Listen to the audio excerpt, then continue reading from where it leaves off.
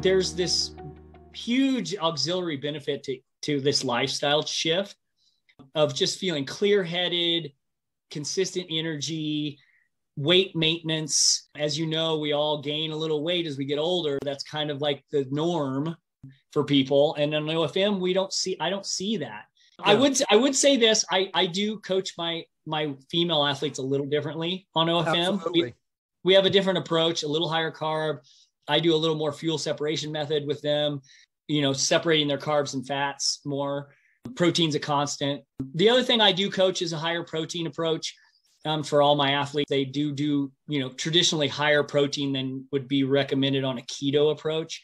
So, and we use keto as a tool. Yeah, I would. Not a keto athlete. There's a lot of misconceptions. The first thing people associate OFM with is keto. And I think there's a lot of people get kind of chronic keto. When they start going keto, they get kind of carb phobic, and if they've done it for a while, and then they're really worried about their carb intake every day, and then they're trying to run ultras, and that's a bad combination. We use ketogenic strategically. Yeah, I would go even further, Jeff, because what I'm finding is the traditional ketogenic macros don't work. So and I use diet. You use diet as a tool, just like I use diet as a tool. Like with the women, you separate the different macros out a little bit. And so the way I frame it is, OFM is a fat burning program. It's not a high fat diet. Because exactly.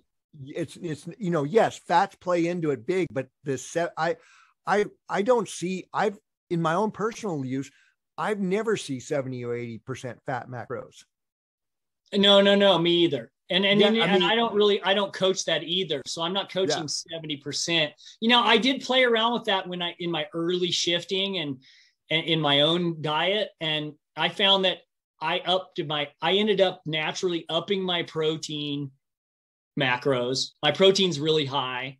And then my fat, it's more probably 30% protein and 50% fat and like 20% carbohydrate is probably more my macro combos when I look at it. It shifts around because like when you're getting ready for a race, your carb macro will rise, your fat macro will go down.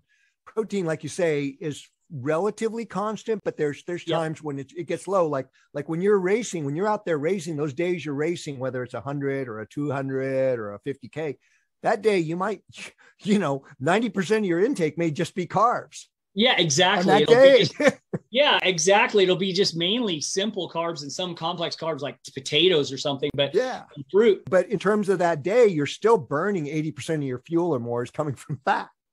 Yeah. So it's a fat burning program rather than a high fat diet. And I think people instantly pigeonhole OFM into that. And it's like, what we're trying to do is optimize that metabolic fat burning capacity. You don't have to be ketogenic to be a super high fat burner. And there's also days where, where we go back to this conversation about, people getting kind of chronic keto and worrying about their carbs.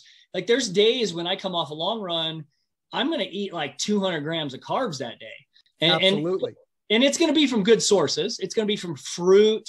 I mean, go try to eat 200 grams of fruit, carbs from fruit. That's a lot of fruit. And the impacts of this are huge, not just for performance, but on a cellular mitochondrial level, but for longevity. I mean, the longevity thing, the more you're in beta oxidation, which is the true fat burning state, ketosis is actually a byproduct. It's a proxy because you can measure it. But the more you're in that fat burning state, the less oxidative stress, the less lactate load, the more your body's processing cholesterol for what it needs to be done, because cholesterol is the building block for our entire cells. It carries the proteins, it carries all those fatty acids. The more robust you are, and I think that's where the real impact for longevity and reversing chronic diseases or preventing them comes from.